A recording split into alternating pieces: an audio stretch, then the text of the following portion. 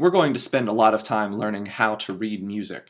And just as when you were younger and you were learning how to read words, this is a step-by-step process that takes some time and some practice.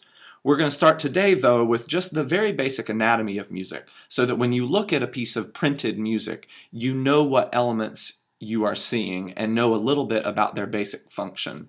And then there's time down the road to go into detail about how those symbols work and do what they do. Here's a pretty basic piece of music. Most trained musicians would find this pretty easy to read. But if you've never tried to read a piece of music before, it may look like this to you. Or at least like this. The words are easy enough to make sense of, but it's all the meaningless lines and squiggles and dots and symbols that can be a little confusing at first. But our job today is to break those down so that you understand what you're seeing. So we're going to start with the top of the page, which is where you can find some basic information just about the piece of music. For example, the title, which is pretty easy to figure out, at the top in the center.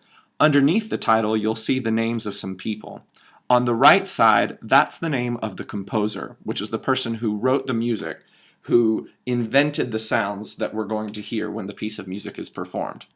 On the opposite side, you have the name of the lyricist, which is the person who wrote the words. These two people may have worked together. In fact, sometimes it's the same person. Or the words may have been pre-existing as a poem or some other work, and it's only later on down the road that the composer comes along and reads them and decides to set them to music. In any case, it's important to make sure you know which side is which. So if you can remember lyricist, left, then that will help you to know that the lyricist goes on the left side because they both start with L, and that leaves the composer to be on the right side. Then we can move down the page to some of the actual musical material. What we're looking at here is just one staff. And when I say staff, what I'm referring to is those 5 lines and the 4 spaces in between them that go all the way across the page. The staff is kind of like our musical graph paper. If you look at those notes there, you can see that they are placed on the lines and spaces of the staff according to how low or how high the pitch is. And in that way, it's kind of similar to plotting points on a graph, on a piece of graph paper in math class. So the staff is going to be our basic graph paper that we use to write music.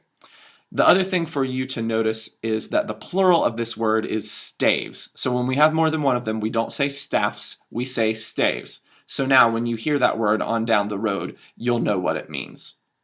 Another thing for you to notice is that the staff is divided into measures, and those divisions happen at the bar lines. So you can see that this staff has 3 measures on it. The number of measures per line can change, so that's not a fixed number. But you can see that there are those vertical lines separating this length of staff into 3 measures.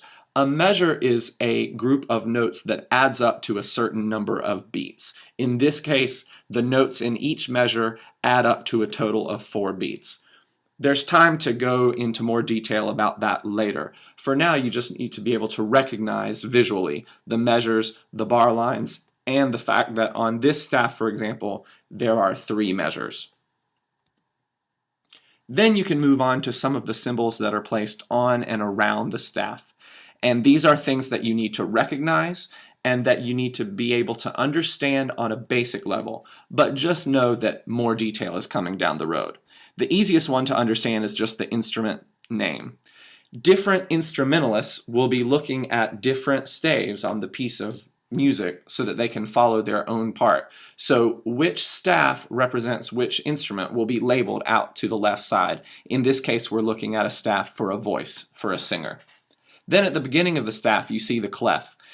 There are multiple types of clefs. This particular clef is called the treble clef, but you might see a different kind of clef there. The clef is kind of like a legend or a key that you might have on a map. It helps us orient ourselves because it tells us which notes go on which lines and spaces of the staff. Next to the clef is the key signature, and pretty simply that tells us what key the piece of music is in because the composer can choose a higher or lower key depending on what works best for that piece of music. You will expect to see the clef and the key signature at the beginning of every staff throughout the piece of music.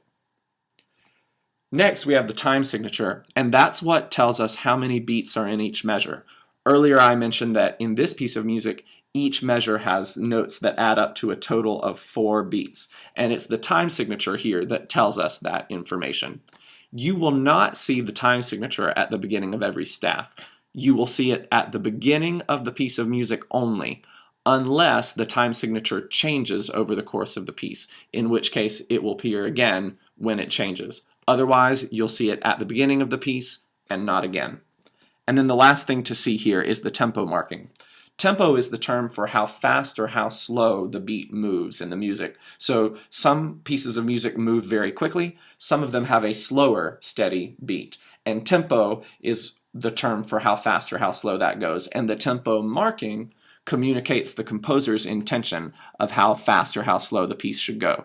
In this case, the tempo marking is moderato, which means moderate.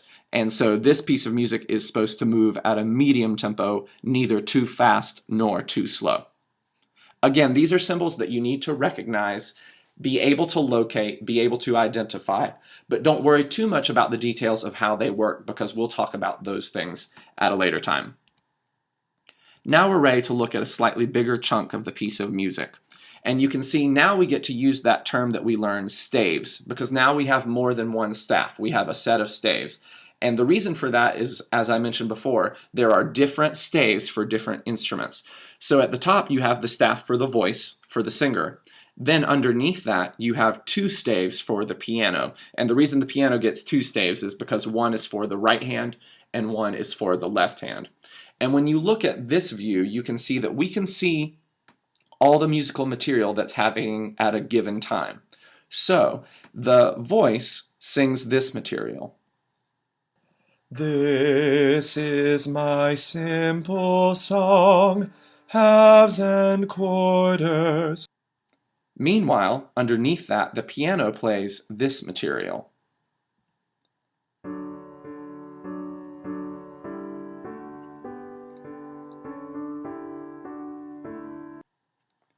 And those are stacked on top of one another because they're happening simultaneously. So when we read the entire thing from left to right, we get all the musical things that are happening from each instrument all at the same time. So it looks and sounds like this. This is my simple song, halves and quarters. So hopefully that makes a little more sense to you in terms of how that's laid out and how those staves work together so that the singer sings one thing and the pianist plays another thing and it all happens at the same time. Then when we go back to the entire page, you can see 3 distinct groups of staves that look like what we just saw. And these groups are called systems. Systems are equivalent to the lines of text that we would read on a page in a book or a magazine. So you know that when you read words, you read one line left to right, then move down to the next one, then move down to the next one. Music works a similar way. You read one system left to right, then you move down to the next system, and then down to the next. So while this piece of music may look complicated, it's actually pretty simple because it's like reading words. Because when you read a set of words, you read across each line from left to right, and then move down to the next line. Music works the same way. You read across each system from left to right, and then move down to the next system. So you should be able to see now, when you look at this whole piece of music, that you're going to read left to right and then just move down the page system to system. So now we're going to listen to the entire song, and you're just going to read it like you would read a set of words, moving left to right and down the page. And you will see, as the music is highlighted as it plays, how that works. This is my simple song, halves and quarters all day long, diatonic stepwise too, it's my simple song for you. So with any luck, following that piece of music was simpler than it has ever been for you, because now hopefully you understand some of what you're seeing, even if you don't necessarily understand all the nitty-gritty details. One final thing to point out is a special kind of bar line, which is called the final bar line, which you'll see at the end. And the reason that it's at the end is because it signifies we have reached the end of the piece of music. So you can see it looks different from a regular bar line in that it's double and in that the second line there is a little bit thicker. So when you see that symbol, know that that means this is the end, the piece of music is now over. So hopefully now we've taken this piece of music and made it look less like this and more like this to you. And you should be able to recognize and understand basically those terms that we've discussed. So now, take a moment and test yourself. See if you can find all the terms that were discussed in this lesson. See if you can point to them, explain a little bit about how they work.